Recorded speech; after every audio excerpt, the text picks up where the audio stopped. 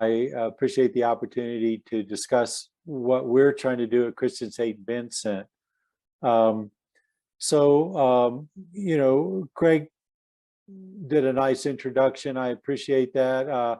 I have been here coming up on 3 years, and I was brought in by the hospital to try to develop a more strategic and cohesive approach to our behavioral health service line.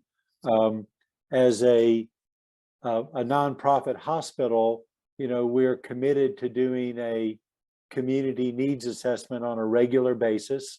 And in January of 2020, the leadership in the hospital, the board of directors, all identified behavioral health as our #1 super priority for community needs here in northern New Mexico and Santa Fe. So they committed to making a significant investment and a commitment to kind of making sure that we're doing the best possible job that we can to provide behavioral health services. Now, that being said, right before the meeting started, a few of us were on here chatting, and we were talking about the need for collaboration and coordination and communication with all of the different service providers. We mentioned an article that was in the Santa Fe New Mexican here just a couple of weeks ago about the alternative response unit that's been developed by the Santa Fe police department and first responders. And the gist of that article was that this alternative response unit had highlighted how kind of fractured and uncoordinated a lot of the different services are within our community. So what I think we see is a lot of people working very hard to try to fill a niche or provide a service. And the question for most of us is, how do we coordinate and connect and develop some synergy from all of these different service providers? So we're one piece of that service line, and we're trying to focus on doing what we do and doing it well, and then how do we connect to all of these different service providers. So what I did for tonight is I put together a little kind of a walkthrough of our some of the hospital-based services that we provide. And I thought that this would be, kind of a scaffolding that we could use to discuss, how you might access services at Christus St. Vincent, what to expect as you go through that process, what the services we offer kind of entail, and what we can and can't do. So this is, like Craig said, an informal presentation. I encourage people to put questions in the chat or raise your hand, and we'll try to address all of your questions either as we go, or feel free to save them to the end. So this is just kind of a little tour. We had originally talked about making a video, but honestly, that exceeded my technical capabilities. I tried to video things and put it together, and I just don't know how to do that. So I had to rely on still photographs. So let's see here. I'm going to open up the chat here. Okay. Hold on a second. This is not advancing in the way that I thought it would. Oh, there you go. So generally speaking, there are two paths into our hospital-based behavioral health services. And, some of our clients are brought in via EMS responders, and many of them come in, they walk in through the front door of our emergency department, seeking help. Either way, the process is pretty similar from there. So if you come in through the front, you would just walk up and check in at the emergency department, let them know, a little bit about what's going on, that you may be experiencing a behavioral health crisis. They'll get you checked in. Or if you've called EMS or interacted with first responders and they, assess that you may be in need, they'll bring you in. Either way, through your journey is going to start with a medical clearance with one of the physicians in our emergency department. When people come in, the first thing you need to establish is just to make sure that there's nothing kind of a life-threatening medical emergency going on. So maybe EMS might be called because someone appears disoriented or agitated in some way in public. Well, it's important to make sure that that person could be experiencing a medical crisis, like a diabetic episode. They could be having a stroke or some other kind of, they could have a urinary tract infection that led to some kind of delirium. So we want to make sure that we understand what's happening with anybody that's brought in or comes in. So first we're going to have a doctor, emergency room physician, check them out. Also, since I've been here, I started about 2 weeks of the COVID era, and we have to do COVID screening on everybody that comes in. All of our other behavioral health service areas are a communal milieu type of environment, and we need to evaluate to make sure that we try to avoid spreading COVID around. So typically when you come in to the ER, you would go into one of our medical exam rooms. Here's just an example. They're somewhat Spartan, but they are just intended for that initial triage. You get labs, maybe get a urine drug screen, get a COVID swab, and then get a medical clearance. Typical stay here is maybe 1 to 2 hours in this environment.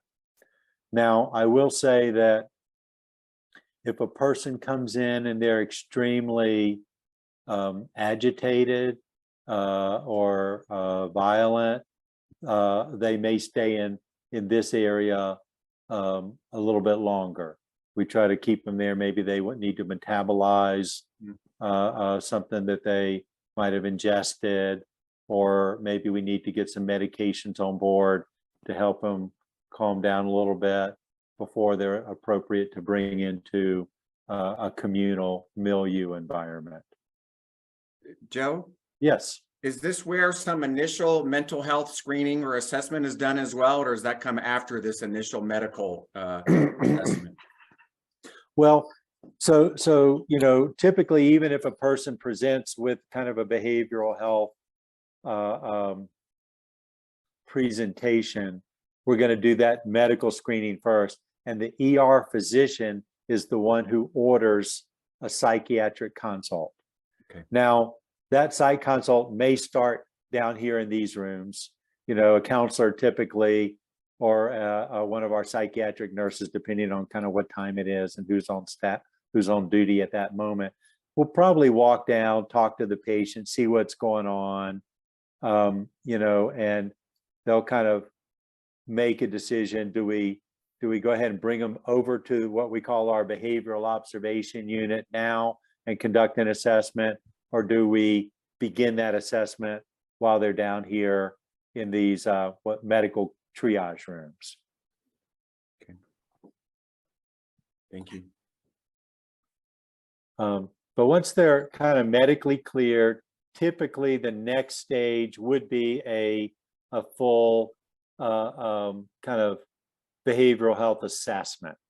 psychosocial assessment. I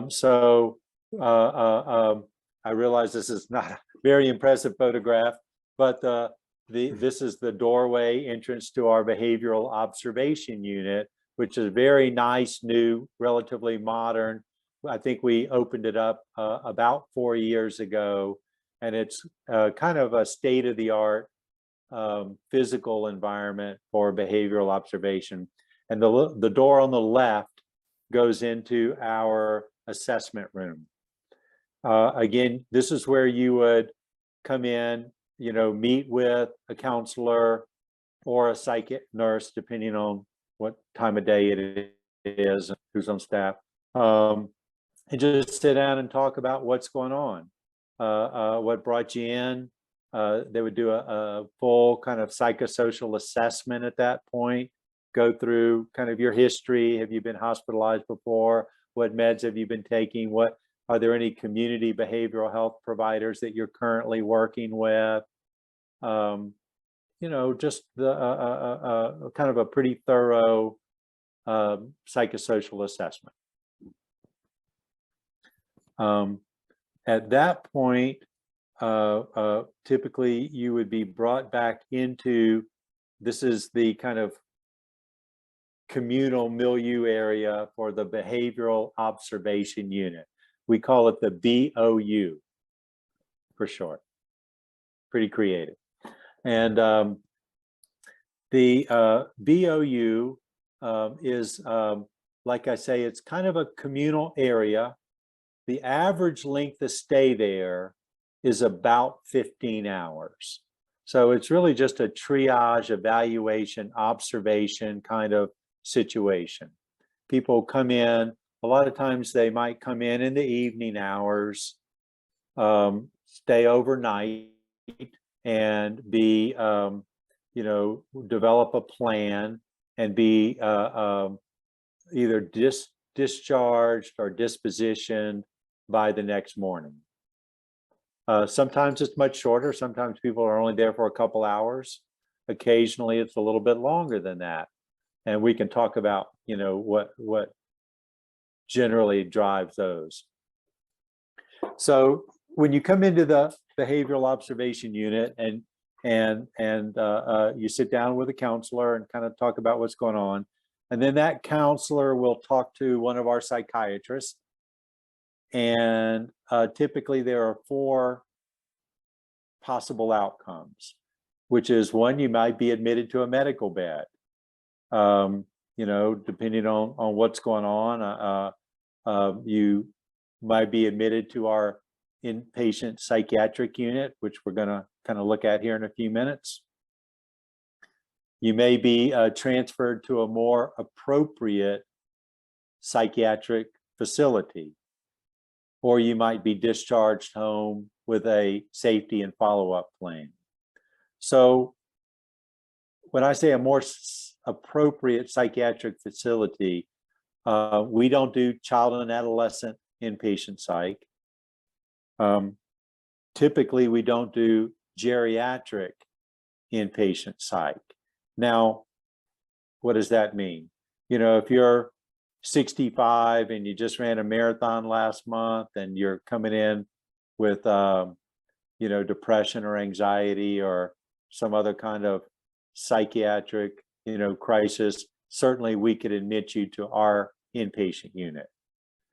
But what we're not able to care for are people that cannot take care of their own, what we call ADLs, activities of daily living. They have to be able to get up, they have to be able to dress themselves, they have to be able to feed themselves. And so if people are older, people with some kind of dementia or co-occurring with their psychiatric, then we would typically send them to a geriatric psychiatric facility. And when that's typically when people have a longer length of stay in the BOU, because one of the things that we have really suffered with in the era of COVID is arranging transportation to other facilities. And sometimes that may take 3, 4, or 5 days even, particularly for an adolescent who may be transported down to Mesilla Valley on the south end of the state. And sometimes that takes several days to arrange that transportation. So we may, house them there for a little bit longer. Any questions about any of that so far?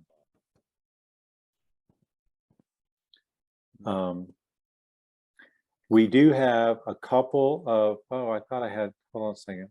I left out one of my photographs. Let me, on the right edge of this photograph, you can see a sliding door. We do have a couple of private rooms in the behavioral observation unit.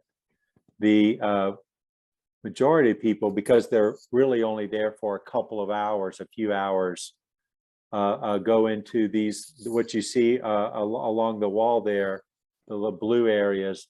Those are kind of more like a berth or a cot, really. And a patient that's only going to be there for, several hours, maybe. They might go into one of these berths. They may need to metabolize something that they came in on or take a nap there.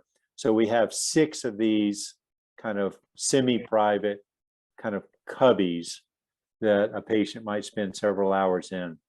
For if a person's going to be there a little bit longer, or they're, for instance, an adolescent, and we want to give that person a little more privacy and segregation, we would put them into one of those private rooms. If a person maybe was a little more agitated and needed a little more quiet space, or they could also go into one of those private rooms. Any comments or questions about that? Joe, it looks like we have a question about defining a discharge safety plan. Right. Yeah. So, people come in, sometimes they're in crisis. Maybe they maybe expressing some suicidal ideation or something like that. And, so they come in, maybe we give them some medication, or they maybe metabolize some substances that they have been on.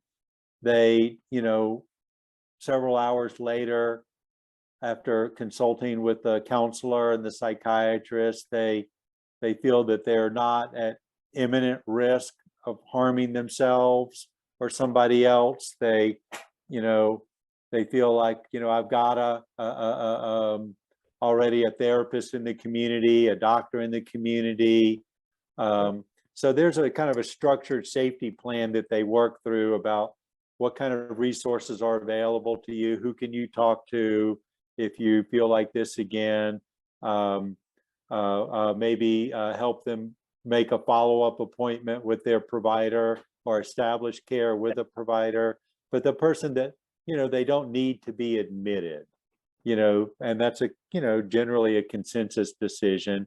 I mean, sometimes people might be admitted involuntarily, depending on what they're presenting with. But, if a person comes in and they're able to, feel safe to go home with the appropriate follow-up care, that's what I mean by being discharged with a follow-up and a safety plan. Like, for instance, I was down there today, and a person that had come in last night, and we were talking with the case managers from the MIHO, which is the behavioral health unit of the fire department, and we were talking to the case managers at the La Sala Crisis Triage Center, and that person went over to La Sala this morning, and they were going to spend the day there and get connected with a case manager. And, this was a person that was known to them. And, and so we discharged them from our observation unit to the La Salle Crisis Triage Center, where they could spend several more hours and connect with some outpatient resources. Does that answer that question? Yep, sounds good. There is Um, a more general question about La Sala. Can you describe the hospital's connection to or collaboration with the county's La Salle Crisis Center? You just touched on it, but is there anything more you want to say about that? Absolutely. We have very, very close and long relationship with them. We meet with them on an ongoing, regular, routine basis. We meet with their, leadership and staff, and our leadership and staff, and really just discuss how can we collaborate and coordinate care better. Because I mentioned earlier, no one entity or agency can serve, every client through a longitudinal process. People are, at one point they may need more acute inpatient care. At one point they need ongoing case management. At one point they need, ongoing medication management. So really, we have a very close relationship, particularly, y'all may know Kate Field, who was at PMS, and now she's their clinical director. And we talk to Kate probably on a weekly basis. And we're always looking at how we can collaborate. And, we get the patients that come into La Sala that they transport to our emergency room. We have patients that we discharge from our emergency room with follow-up at La Sala. And so we have a very close relationship with them. Thank you. Yeah. Yeah.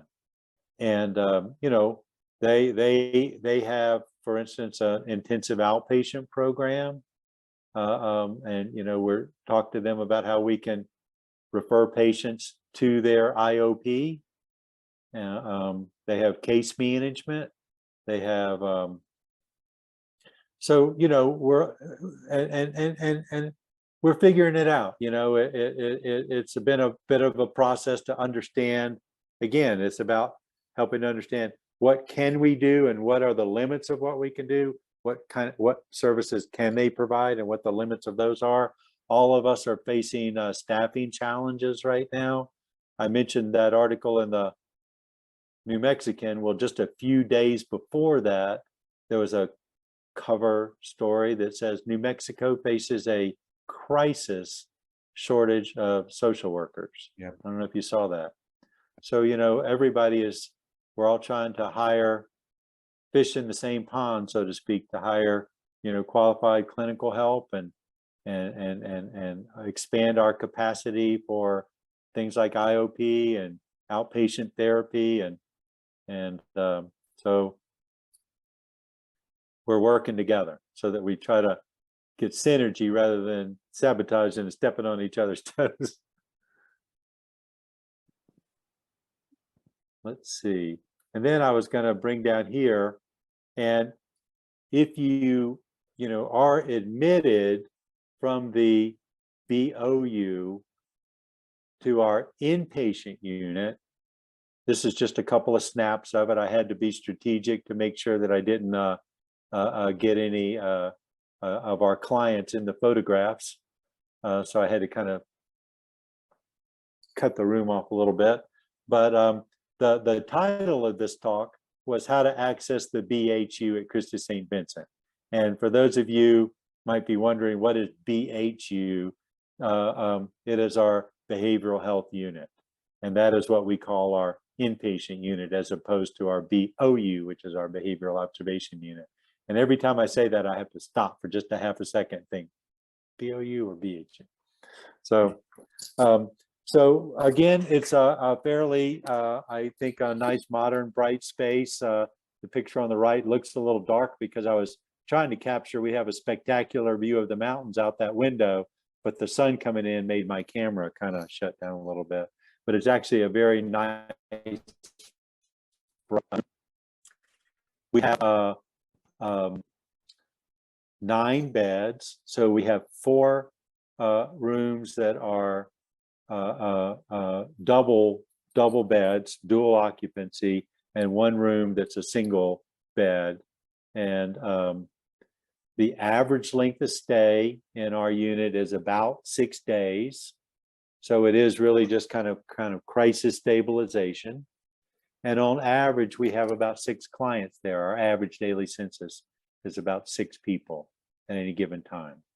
So if you were to come to our behavioral health unit, we have a kind of programming throughout the day. We have a couple of group therapy sessions. We have a counselor on duty there 7 days a week, and they do group therapy, kind of goals setting, again, that safety planning. So safety planning, if you think about it, is like, okay, the next time that you find yourself in a situation like this, something, whatever it was that precipitated this particular episode, what can we do differently?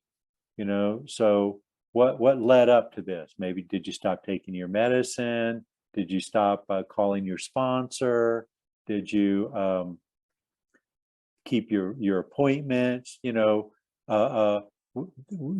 you got in a fight with your spouse or partner, and you felt like hurting yourself, who could you have called? Next time, let's make a plan. Let's make sure you've got their phone number written down. That's how old I am. We still write down phone numbers. But those kinds of things, who could you reach out to? What resources are available to you? So those kinds of planning. So it is a very short stay unit. It's not intended for kind of long-term growth-oriented insight therapy. It really is about stabilization. Typically, you'll hear a physician on a daily basis to talk about, if there are any medication changes needed. We do have a case manager there who does discharge planning, and her job is to help connect you with appropriate all the community resources. I have to say that a lot of the demand people come in and say, I need housing. And, we do the best we can, but we can't guarantee that we're going to be able to connect you and provide you with housing. But we help you get, sometimes people do get discharged to the shelter. And that, that if you were, we can't always help people find housing, but we do work, to try to do the best we can.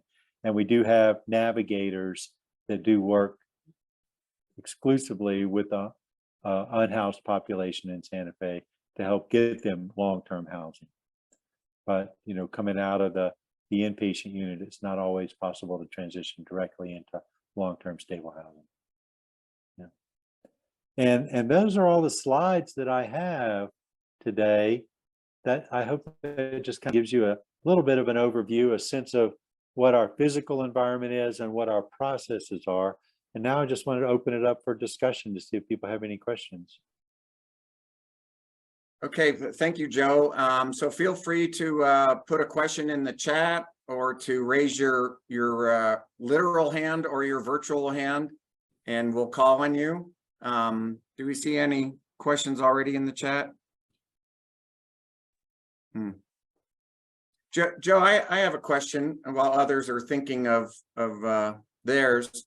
You mentioned that you get some of the clients coming in through first responders, through the EMSs, and some are walk-ins. And I presume a number of those walk-ins are coming in with a loved one or a caregiver of some sort, a husband, a boyfriend, a parent, what have you. And sort of, I just wanted to ask you, during the intake process and going forward, sort of what's their role you know, what should they be doing? What should they be looking for on behalf of their loved one in going into the ER with a behavioral health crisis that their loved one's dealing with? And can they be with their loved one during the process of assessment and evaluation and things like that, if the client would like that? So if you could just sort of address that.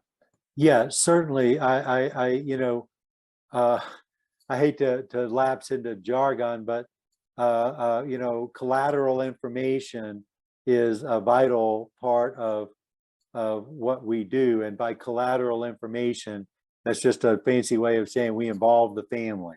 You know, we want to hear if the client wants us to be talking. You know, certainly we're not going to talk to family members without the consent or permission of the client, but with their permission, we would always want to involve them and get their perspective, you know, because a lot of times they can provide very useful information. I think it's our experience that we generally would, at some point pretty early in that process, separate the client from their family to give that client an opportunity to express their wishes in an unfettered way, you know, to make sure that they really want mom in the room with them the whole time, you know, and, you know, or you know, Sure. And so we also, by the way, do a domestic violence safety assessment on everybody. And so, you know, you want to give the person an opportunity to make sure that they feel safe at home and that they want their family member or domestic partner to be participating in that process. But if the client agrees and consents and says, yeah, I appreciate the support and I want them involved, then yeah, we bring them back in and give them the, you know, opportunity to participate in that process, to give their perspective, their insight, you know, because sometimes, you know, people might have maybe they're experiencing mania and they're like, no, I'm fine, everything's great, and the family can provide, you know, yeah, it's not that great, sometimes that type of information, or sometimes, you know, there's a lot of corroborating information that family members can give, and of course they're going to be involved in the ongoing, you know, relationship with this person once they leave here. So we want to make sure that what plans we are developing and putting in place are realistic for this client, for this family. Sure. Thank you. So I did see a question that popped up in the chat. I'm not sure about. Let's see. Joe, From Um, Mark. I think oh. their discharge safety plan depends on if you're not a Christus St. Vincent employee. Mark, can you help me understand what that question is? Oh, that wasn't a question. I just thought it was a comment thing for a comment chat thing. I didn't know it was only for questions, because then I would have put a question mark. But I did have a question. I don't know if you can better define for me your definition of the word crisis. You mentioned that once you're in behavioral health, on average, it's a 6-day stay. But how do you define crisis stabilization? First, I would need to know how you define crisis. Well, I mean, obviously, I think if you're presenting yourself to an emergency room, seeking, you know, inpatient behavioral health care, by definition, at some point you feel like you are in crisis. I can't define what crisis means to you, but I mean, the people that are presenting for that level of care are either in the case of an EMS or first responder bringing them in, have been, you know, deemed to be in crisis, or they're self-requesting that, you know, I feel that I'm unsafe, I feel that I'm at risk, and our goal is to help stabilize that. You know, in today's environment, that people don't check into an inpatient psychiatric facility, they're harm to themselves or another person, either by suicidality, maybe because they're disorganized with either psychosis or mania, or angry or outburst behavior where they're threatening to somebody else. So so that's what I think of as acute stabilization. It is, and thank you for answering that. And one last thing on that, is it to my understanding that in behavioral health, the lower level, that there's actually not a crisis counselor that goes in there? And are there just a total of 2 psychiatrists that are employed that work inside of that behavioral health unit? So I can give you a kind of an overview of what our staffing is. So right now we have 4 psychiatrists who are employed with us. We have 2 psychiatric nurse practitioners. We have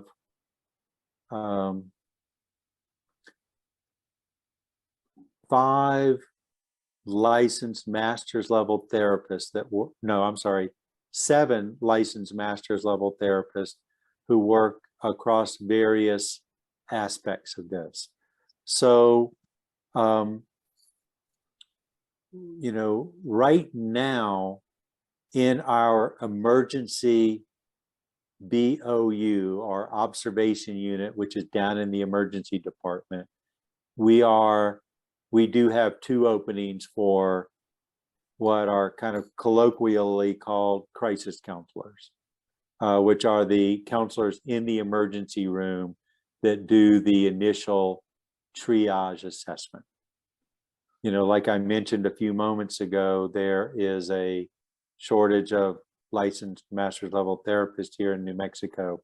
So when one of those crisis counselors is not on duty, we ask one of our psychiatric nurse practitioners to step in and do that assessment.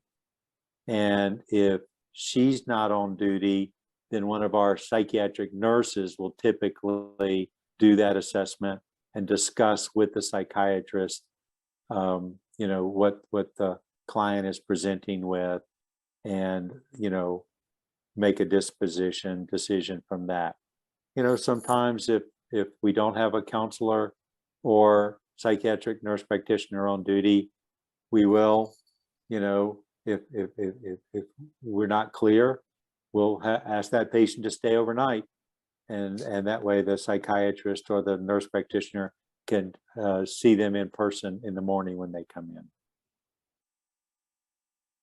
Thanks, Joe. Joe, Louise has a question, and her question is there a program structure similar to a program of assertive community treatment, acronym PACT, team offered available in Santa Fe as a resource?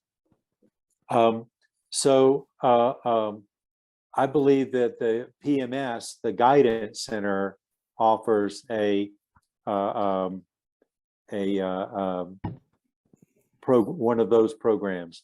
They require really a whole separate kind of degree of licensure by the state in order to operate a PACT program.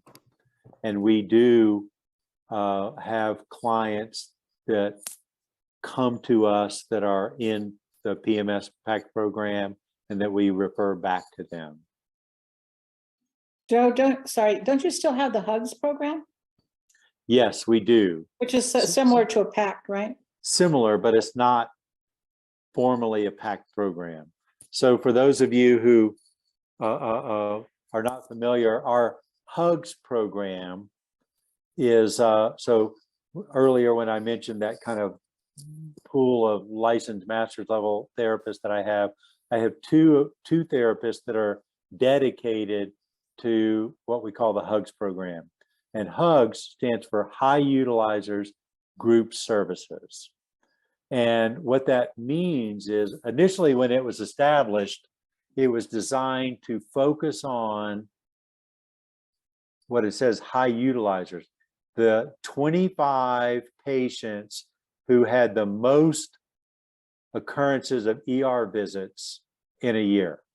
So, you just run a report and slice off, and that would typically entail patients that were coming into the ER 25, 30, 40, 50 times a year, sometimes 120 times a year. And that was primarily driven by behavioral health and social determinants of health related issues. So typically these are people who are with, serious mental illness, unhoused, maybe they've just gotten into the routine of coming into the ER 3 times a week because that's a safe, warm place that they're familiar with. So we created this program of essentially case managers to help them. And I wish I had some of the statistics in front of me, but they do an amazing job. They have achieved long-term stable housing for dozens and dozens of their clients through the HUGS program. They do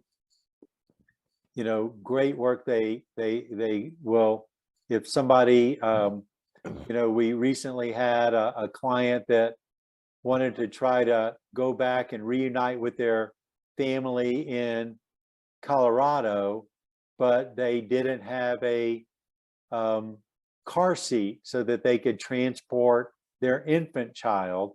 So they go to Walmart and buy them a car seat, and to facilitate helping them get reconnected with their family, and to make that road trip safely.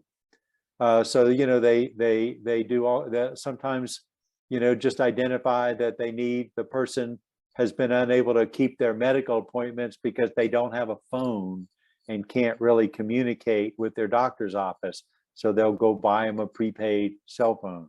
So, it's any number of services, and they'll, frequently they are out in the community. They go to Pete's Place and they meet with their clients at the shelter at St. Elizabeth, at Pete's Place. And are you taking your meds? How can we help get you housed? And so it's really an intensive case management program. And, at some point I'd love to come back and do a presentation, ask the HUGS counselors to come meet y'all and to brag a little bit on some of the successes that they've had in the community. Good. Thanks, Joe. No, Go ahead. I had a question. So Yeah. my name is Amy, and I have an intensive outpatient program here in Santa Fe, and it's the only behavioral health IOP in northern New Mexico. And we have a couple clients actually right now that we're at St. Vincent, a couple of them for suicidal thoughts, but they weren't referred by there. So so I'm just wondering, what would be the process of trying to become a partner and get to know the folks there that are actually making the referrals to resources, and to be able to develop that relationship. And Jeannie, where's your IOP? We're on Miguel Chavez, so it's called Solutions Treatment Center. Okay. So we're just a couple miles away from the hospital.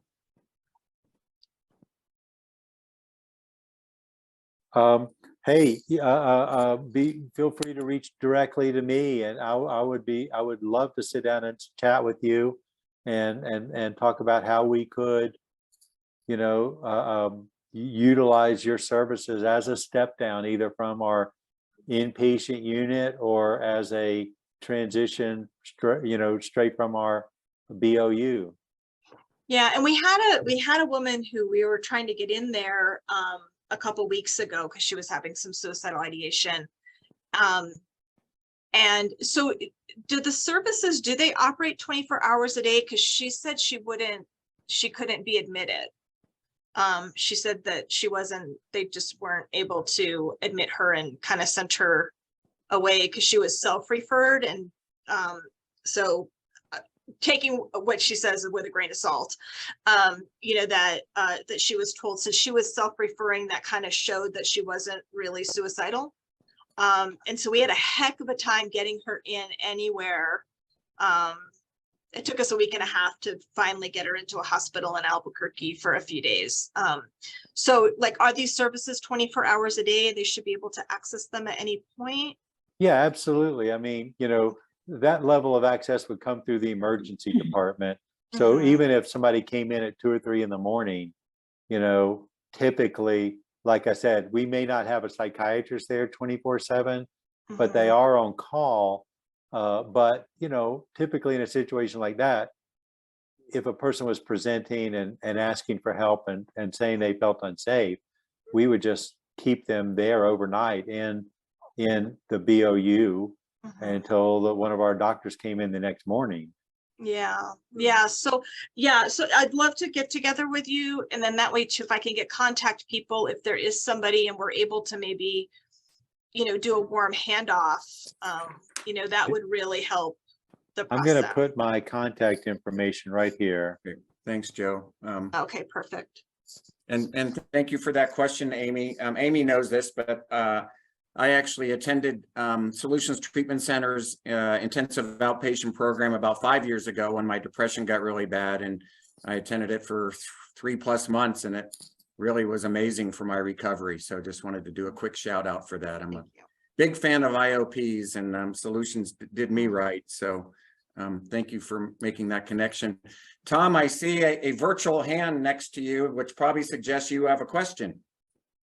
Actually, it does, Craig. Thank you very much. And Joe, thank you for the presentation.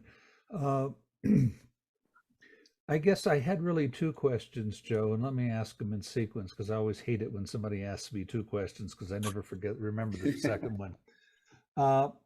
When you see patients come in and you see families come in, what are the biggest challenges that they face when they come in and go through your process that they either could have,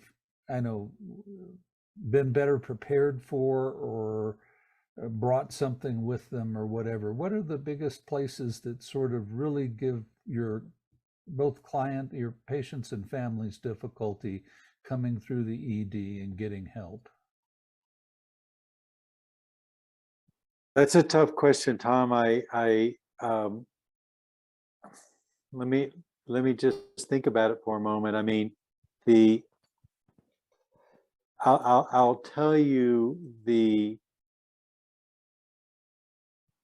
one of the biggest challenges we have when people present in the ED are particularly people that are being brought in by EMS and first responders, police and fire, who don't want to be there and are not consenting to want to take psychiatric medications. So, we have frequently situations where people are brought, this is kind of, they mentioned that in that article that we discussed earlier about the ARU highlighting some of the kind of deficiencies in the whole cohesiveness of our system. And they'll maybe, the ARU will bring a person in to the emergency department, and then 2 or 3 hours later, the person's kind of back out on the street, and our hands are tied by if a person does not consent to psychiatric treatment and does not overtly appear to present an imminent risk of harm to themselves or another person, then we have no choice but to respect their autonomy. If they're deemed to have capacity to make that decision.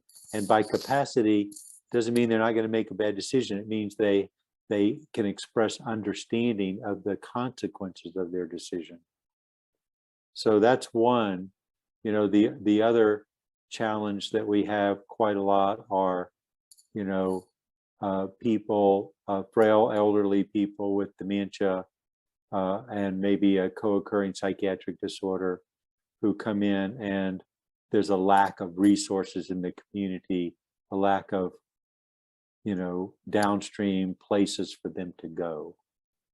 So because maybe, behaviorally, the long-term care facilities are not willing to take them. And so there are no, it's very difficult to help find them a placement, and they can't safely be discharged. So that's a challenge.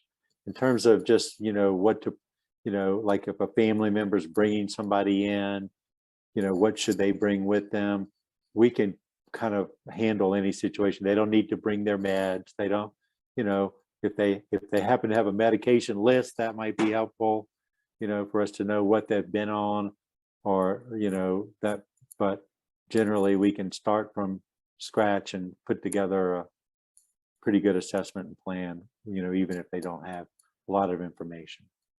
I don't know if that answers your question. Well, I think it does, and it's what I was trying to get at, is just from your situation, what the difficulties were. The second question is related to it, and that is, when you look at the community, when you look at the overall system of care, what does Santa Fe need to be able to help you, help the people that come through your ED better?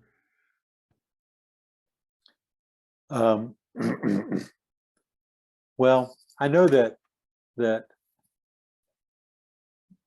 for many people on this call, I'm preaching to the choir, and there are, several familiar faces on here from many of the task forces and work groups of meeting with the city and county leadership, where we're talking about how do we coordinate, care. And so, for instance, I know a few people on this call are familiar with, the county, last fall hired some people into some kind of positions that are designed to help really facilitate an interdisciplinary treatment team. Because, I've mentioned several times, we have a kind of a finite scope of what we can do, and to try to, when somebody presents at our door, and then we're trying to come up with a discharge plan, and you've got maybe the fire department, the case managers from the MIHO team know that person. Maybe they're getting some care from the guidance center at PMS. Maybe they've been to St. Elizabeth's Shelter or Pete's Place. They're receiving services from multiple stakeholders, but no one agency or provider has kind of the total scope to help that person. And so how do we, try to stabilize that person so they're not kind of bouncing from agency to agency into the ER, back out to the shelter, onto the, that level of coordination that I think is very difficult to accomplish, but we've got a lot of hardworking and well-intentioned people that are putting their heads to that problem every day. Thank you. Thanks, Joe. We're getting close to our 1 hour time period here, which we try to honor as much as possible. Joe, Betty has a question. Just would you talk a little bit about how you rotate your psychiatrists between the ER, BOU, BHU, and outpatient? I'd be glad to talk about that. So the way our model works right now is that each of the 4 psychiatrists covers the hospital for 1 week at a time. And the balance of their time is devoted to an ambulatory, psychiatric practice. So we adapted that from, it's similar to the way a hospitalist would cover. Because one of the things we found is that a typical length of stay is shorter than a week. And, so for many people that come in, that one psychiatrist who's there for a whole week would be with them all the way through their trajectory of their stay. And at the most, they might have 2 psychiatrists over the course of a stay. So we've really found that gives more coherent kind of treatment for most people. And then we've really worked to ensure that if a patient's stay in the hospital crosses over from one doctor to the next, that we have a good hands in place so that the doctor that's come on is really briefed and brought up to speed on what's been happening with that patient, what's been tried, what's been effective, what hasn't been effective for that person. And then I mentioned earlier, we have 2 psychiatric nurse practitioners. One of those is focused exclusively on doing consults on the medical floors in the hospital, because we also found when we started to look at reports, about 50% of the patients who are admitted to one of our medical floors also has a psychiatric diagnosis. That doesn't mean they're in an acute psychiatric situation. It could be they're coming in for a knee replacement, but they're also being treated for depression by their primary care physicians.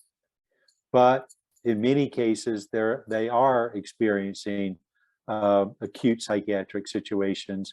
And so we have that nurse practitioner rounds and works in consultation with our psychiatrists to make sure that the people who are being treated by medicine are also being appropriately treated for if they have an acute psychiatric need. And then we have 1 psychiatric nurse practitioner who focuses exclusively on an ambulatory medication management type of practice. Okay. Thank you, Joe. Yeah, thanks, Joe. And with that, I'll head us toward wrapping things up here. I do want to thank our speaker, Joe Pringle, for being gracious enough to be our first speaker of the year. So thank you again, Joe.